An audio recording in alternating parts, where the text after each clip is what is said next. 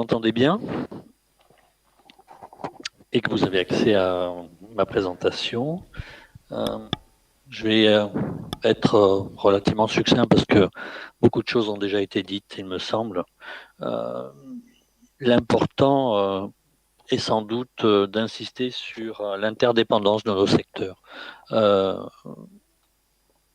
On a beaucoup parlé du secteur médico-social, c'est le cœur du sujet, et en même temps, ce secteur, il n'est pas dans une prise en charge en autarcie complète, il n'en a pas totalement les moyens, même si on a parlé de sanitarisation de ce secteur, au départ, ça reste un secteur et un lieu de vie où sont prodigués des soins, mais face à une inconnue et une découverte aussi, qui est une pathologie infectieuse qu'on ne maîtrisait pas bien, qu'on ne connaissait pas bien, il a fallu tout à la fois tout définir. Ça a été beaucoup dit et on voit le rôle du CEPIAS dans la diffusion de l'information sur la bonne pratique, quel niveau de connaissance je dois avoir, quel niveau de soins et d'ajustement aux soins de qualité je dois mettre en œuvre avec les moyens qui sont les miens dans mon établissement. Et puis, parce que ça reste une pathologie infectieuse, source de décompensation, les questions qui se posent tout de suite après sont jusqu'où je peux aller raisonnablement, jusqu'où je dois aller, et dès lors que ça dépasse mes capacités, comment j'articule la bonne prise en charge de mon résident avec le secteur sanitaire. Et c'est ce que je vais essayer un petit peu de vous présenter finalement. Est-ce que vous pouvez juste fermer la petite fenêtre grise qui est sur votre écran? Je vous entends mal. Il y a une petite fenêtre grise sur votre présentation. Est-ce que vous Je pourriez vous juste... l'enlève. Oui, super, merci beaucoup. C'est bon. Je vais la fermer complètement, si elle veut bien me laisser accéder. Voilà. Du coup, le secteur de Reims, alors, il a des avantages, il a aussi quelques inconvénients, mais il a des avantages par rapport à notre discussion de cet après-midi, c'est qu'il est le plus à l'ouest de la région Grand Est. Et que son avantage, ça a été un petit différentiel de temporalité dans la diffusion de cette pathologie infectieuse. On a eu un tout petit peu de temps supplémentaire, sans doute, que les autres pour se préparer à la survenue de ce problème épidémiologique.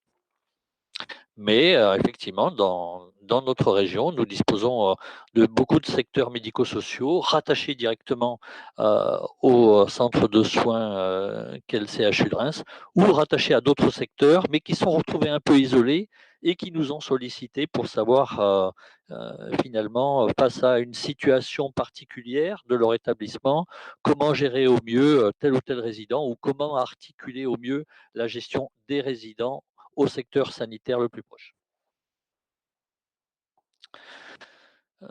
Parce que ça a déjà été relevé par les acteurs qui sont intervenus avant moi, la hotline gériatrique a joué beaucoup dans la fluidification de la prise en charge et de la diffusion de la bonne pratique dans nos secteurs médico-sociaux. La nôtre, nous l'avons mis en place le 3 avril.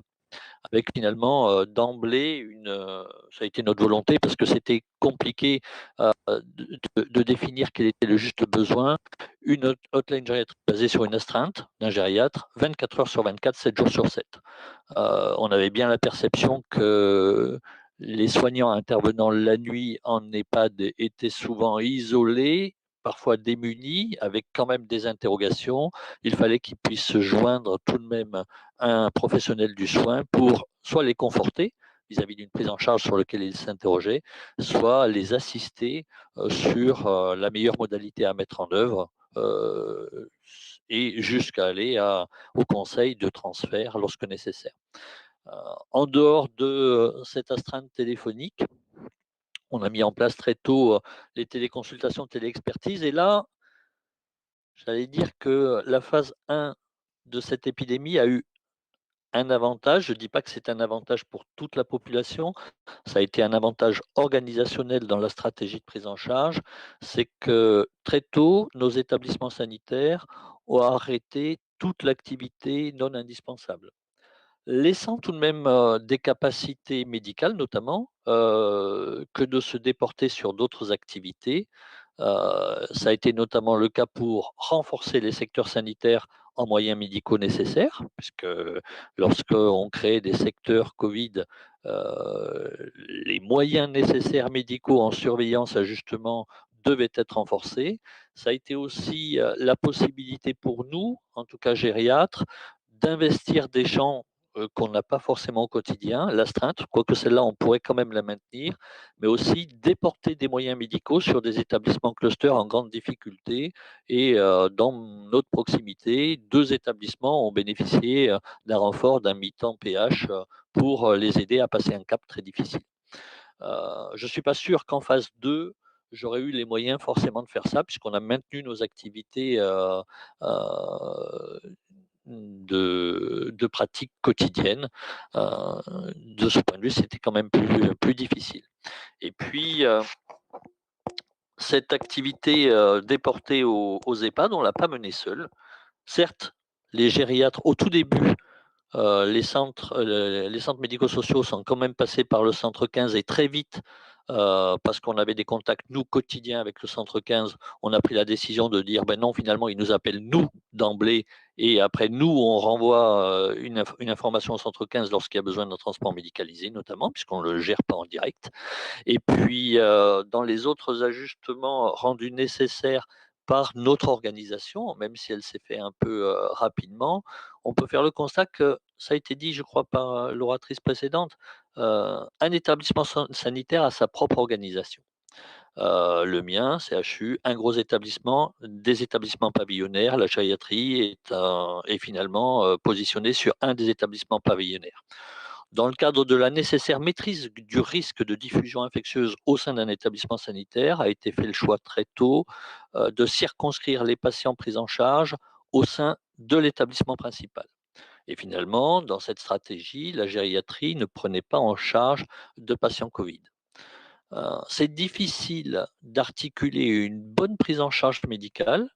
Certes, on a la connaissance de potentiellement ce qu'il faut faire, dès lors qu'on ne maîtrise pas forcément le lit ou l'aval du lit nécessaire au regard de l'état clinique d'un résident d'un EHPAD.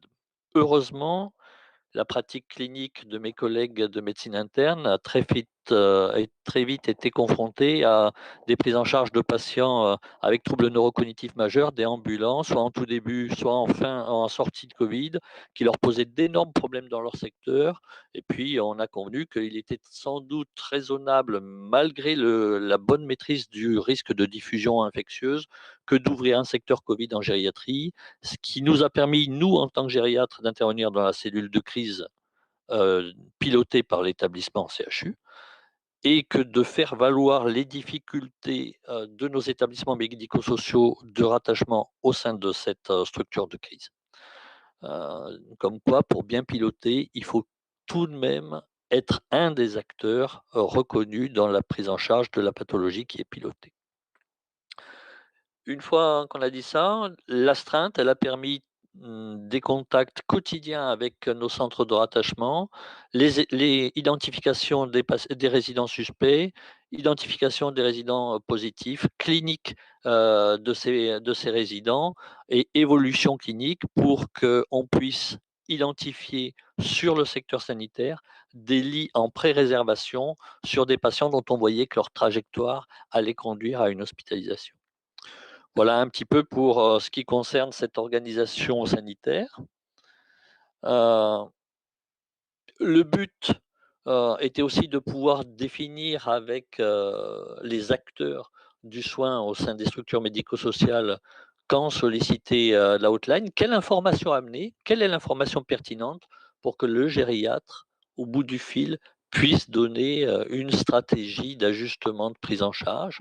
Et puis, comment essayer d'accompagner au mieux ces acteurs, soit en distanciel, puisque le téléphone reste un élément, de conseil en distanciel, soit pour certains en présentiel puisque nous nous sommes déportés, soit en envoyant, un renfort médical, soit avec l'équipe opérationnelle d'hygiène pour organiser des stratégies de dépistage lorsque dans un établissement il semblait que cela soit nécessaire.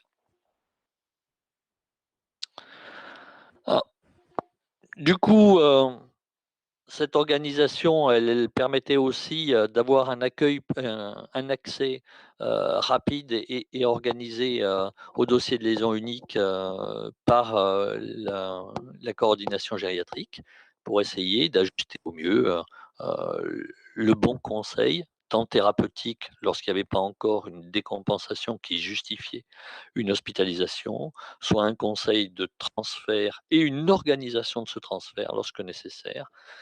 Et j'y reviendrai après, l'organisation s'est pas arrêtée à ce stade-là de la prise en charge, puisque, pour un certain nombre de résidents déjà identifiés comme ne relevant pas d'un acharnement thérapeutique trop important au sein des résidences, à ce moment-là, la coordination s'est faite avec l'équipe de soins palliatifs. Pas oublier que dans un établissement ou dans un établissement sanitaire aujourd'hui, les moyens en mobilité existent. Alors certes, il y a les équipes mobiles de gériatrie. Elles ne sont pas toutes en mobilité externe, mais elles existent au moins en mobilité intra-établissement. On a aussi nos équipes de soins palliatifs. La nôtre, elle a l'avantage sur Reims d'être aussi pilotée par moi, puisque je suis le chef de pôle qui contient en son sein l'équipe de soins palliatifs. Donc ça permettait d'avoir aussi un accompagnement de nos établissements médico-sociaux lorsque la situation clinique était à l'évidence dépassée, mais qu'elle nécessitait tout de même un savoir-faire spécifique autour du soin palliatif et l'accompagnement de fin de vie. Pas oublier que ces équipes mobiles, elles sont relativement présentes sur nos territoires. Alors, elles n'ont pas pu mettre en place toujours une permanence individualisée sur une équipe 24 heures sur 24, mais il y a quand même eu une organisation pour essayer d'assurer une continuité du conseil en soins palliatifs sur le territoire qui était le nôtre, soit sur notre propre équipe, du lundi au vendredi sur des créneaux ouverts, mais aussi pour le week-end sur l'astreinte téléphonique Palio, gérée finalement par le réseau de santé qui contient en son sein le réseau de soins palliatifs. Et qu'on retrouve finalement une organisation sur le territoire ex-Champagne-Ardenne de maillage en soins palliatifs sur lequel des contacts étaient possibles. Et enfin, parce que c'était pas anodin finalement dans la bonne stratégie de prise en charge des résidents vis-à-vis de la maîtrise ou de la non-exposition aux risques infectieux et pour éviter une diffusion de cette problématique infectieuse au sein d'un établissement. Le confinement était en soi finalement une difficulté. On est non pas sur la gestion de la Covid, mais on est sur une gestion des problématiques, notamment psychiques, induites par la soustraction des résidents au risque d'attraper la problématique infectieuse, avec pour certains des décompensations psychiques et un recours nécessaire à notre équipe de gérontopsychiatrie, avec finalement sur nos établissements aussi un numéro de contact sur lequel il était possible d'avoir un conseil téléphonique ou une visite sur site pour essayer d'accompagner une situation de décompensation psychique. Euh, voilà un petit peu sur les éléments. Et dire aussi que tout ne s'est pas arrêté là. Alors, certes, il y a en quoi le sanitaire pouvait aider au mieux sur une problématique que même au départ, le sanitaire ne maîtrisait pas totalement. Les établissements médico-sociaux, mais je ne peux pas faire l'impasse sur le rôle des établissements médico-sociaux à aider les établissements sanitaires, parce que ça a été le cas. L'organisation, dès la première vague de la prise en charge, ça a été un nombre de cas et un afflux de cas patients au sein des établissements sanitaires importants. Alors, la composante issue du médico-social est faible, mais sur une population, sur l'établissement sanitaire, ça a été important. Ça a mobilisé les acteurs du soin de l'aigu infectieux médicaux, et que ce soit la médecine interne, la pneumologie, la gériatrie. Ça a mobilisé les acteurs du soin, de soins de suite et réadaptation. J'ai oublié la réanimation, excusez-moi. Ça a mobilisé les acteurs de soins de suite et réadaptation pour des patients qui avaient tout de même, une fois la phase aiguë de leur pathologie passée,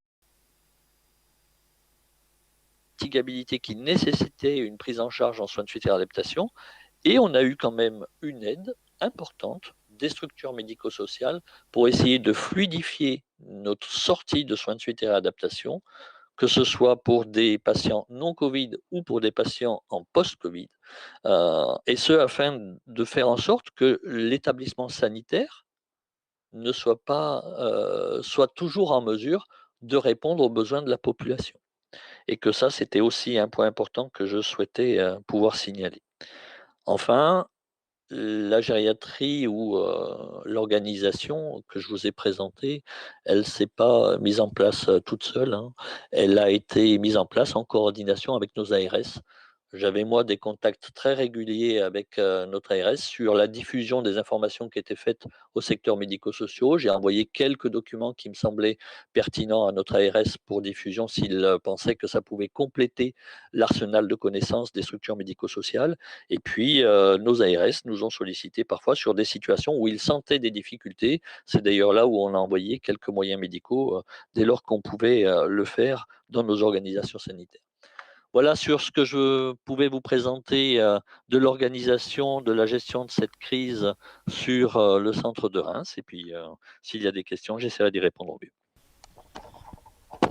Merci professeur Novella, ça a été extrêmement clair. Je vous propose qu'on passe la